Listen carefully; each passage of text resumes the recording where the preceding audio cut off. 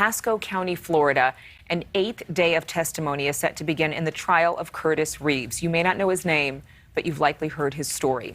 He's the retired police captain accused of killing 43-year-old Chad Oulson in a movie theater back in 2014. Now, Reeves says he asked Oulson to put away his cell phone. The film was about to start. Oulson refused. Reeves actually went to management to complain. When Oulson learned that Reeves was talking to management about him, he actually reached over his seat and dumped out Reeves' popcorn. That's when Reeves opened fire. There have been reports that there was an exchange of communication, a conversation between the two gentlemen that was fairly heated. The retired police officer is claiming self-defense and that Oulson hit him. But Reeves' wife, who was sitting beside him in the theater, testified on Monday that she didn't see it. Last night, NewsNation's Dan Abrams delved into whether that admission hurts or helps Reeves' case. I think the jury is left with a witness who they can reasonably believe.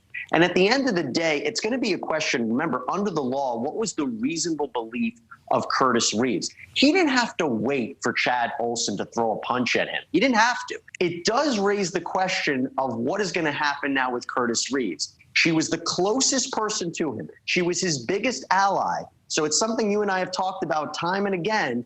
After she testified, does he now need to take the stand to fill in some of the gaps that she didn't see? And when she said that crucial part, I wish I had seen it, that leaves me, and I think that leaves the juror with the possibility, maybe something did happen, but she didn't see it. I want to play, again, the GM, because I've been wondering about this general manager guy, because he's the one who Reeves goes and complains to. This is right before he goes back to his seat and right before the shooting occurs. This is number 6. This is some of the direct examination of the general manager, Thomas Pack. During that entire conversation, did you have any exchange with Mr. Reeves where you believed again that Mr. Reeves was mad, frustrated, angry, or anything of that sort?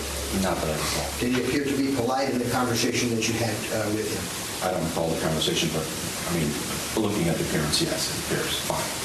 If he had been mad, upset, or what have you, is that something you think you would remember? I would think so.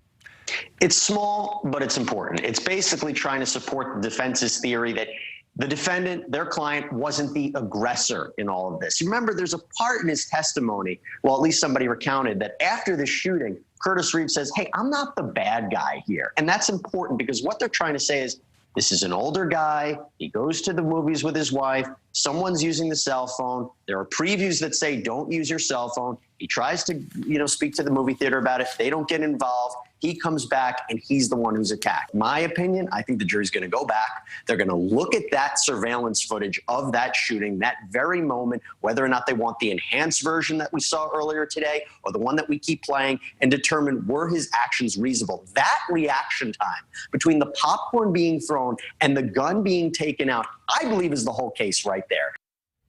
The prosecution contends that Reeves was never in physical danger and should be held accountable for second-degree murder. You can watch Dan Abrams live every weeknight. It starts at 8 Eastern, 7 Central, right here on News. Thank you so much for watching. Make sure to click on the red subscribe button below so you can get more of News Nation's fact-driven, unbiased coverage.